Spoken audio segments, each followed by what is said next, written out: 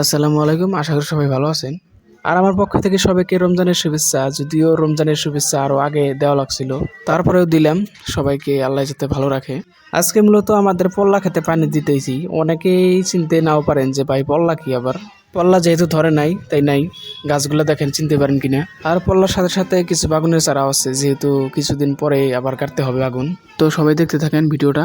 আধার রাতের চাঁদ যে তুমি ভোরের আলো, তোমায় যখন দেখি আমার মন হয়ে যায় ভালো।